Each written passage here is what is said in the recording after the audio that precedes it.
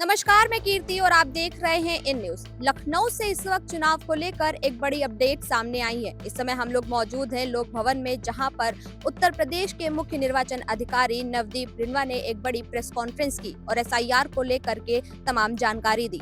उन्होंने बताया कि एसआईआर जो है उसकी प्रक्रिया 4 नवंबर 2025 को शुरू हुई थी। जो अंतिम डेट थी वो 26 दिसंबर 2025 थी। इसके साथ ही आज प्रेस कॉन्फ्रेंस के दौरान मुख्य निर्वाचन अधिकारी ने ड्राफ्ट मतदाता सूची जो है वो भी जारी कर दी है। उनकी तरफ से दी गई जानकारी में बताया गया कि एसआईआर की प्रक्रिया जब शुरू हुई थी तब 15 करोड़ से अधिक के जो प्रमाण पत्र थे वो मतदाताओं की तरफ से उन्हें प्राप्त हुए। इसके अलावा उन्होंने ये भी बताया कि 75 जिलों में तमाम निर्वाचन अधिकारियों के साथ और जो मान्यता प्राप्त राजनीतिक दल है उनके साथ बैठक की गई और सभी को ड्राफ्ट की एक सॉफ्ट कॉपी सौंपी गई है। अभी लोक भवन के अंदर हुई प्रेस कॉन्फ्रेंस के दौरान उन्होंने तमाम आंकड़े जो है वो भी प्रेस के सामने रखे और उन्होंने ये भी बताया कि जो ईसीआई नेट फोन ऐप है उसके जरिए और आधिकारिक वेबसाइट के जरिए ड्राफ्ट सूची में जो मतदाता हैं वो अपना नाम आसानी से चेक कर सकते हैं। किसी भी जनपद और विधानसभा में सर्च करके मतदाता अपनी स्थिति देख सकते हैं। मुख्य निर्वाचन अधिकारी ने आंकड़े भी साझा किए और एसआईआर प्रक्रिया जो शुरू हुई है उसको लेकर भी जानकारी दी। उन्होंने बताया कि उत्तर प्रदेश में कुल 15 करोड़ 44 लाख से अधिक जो है मतदाता दर्ज किए गए हैं।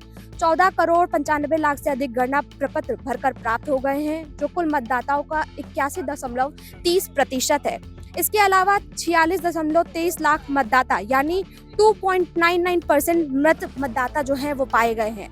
इसके अलावा 2 करोड़ 17 लाख जो मतदाता हैं वो स्थानांतरित हो चुके हैं। वहीं 25 लाख से अधिक मतदाता ऐसे पाए गए हैं जिनका नाम एक से अधिक जगहों पर है।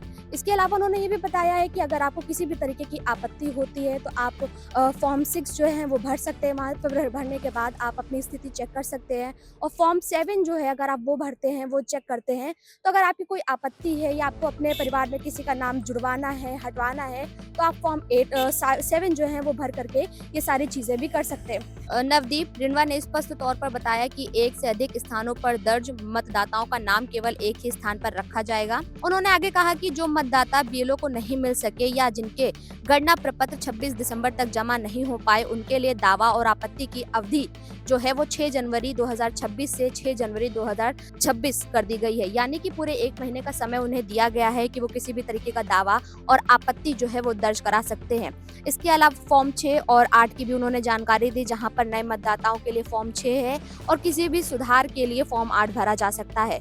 मुख्य निर्वाचन अधिकारी के अनुसार जरूरी दस्तावेजों और घोषणा पत्र के साथ योग्य मतदाताओं को ड्राफ्ट सूची में फिर से शामिल किया जा सकता है।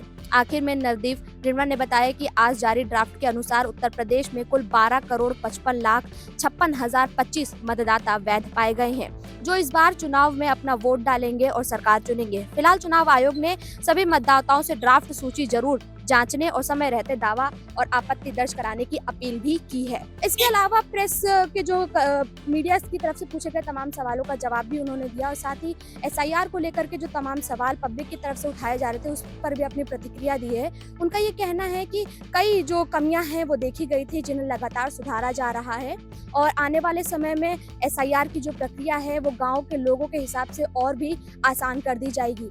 उन्होंने ये भी बताया है कि अभी जो नए मतदाता हैं जिनका नाम एसआईआर प्रक्रिया के जरिए चुनाव के साथ नहीं जोड़ा गया है, जिनकी डेट ऑफ बर्थ जो है वो अक्टूबर 2026 तक रहती है, वो चाहें तो वो भी इस समय इस फॉर्म को भर सकते हैं। हालांकि वो इस बार मतदान जो है वो नहीं कर पाएंगे, उनका नाम जुड़ जाएगा, लेकिन वो मतदान करने का जो अधिकार उन्हें मिलेगा वो अगले से अगले साल यानी कि 2027 के चुनाव के दौरान मिल सकेगा। कैमरा पर्सन रमेश वर्मा के साथ मैं कीर्ति, इन न्यूज, लखनऊ।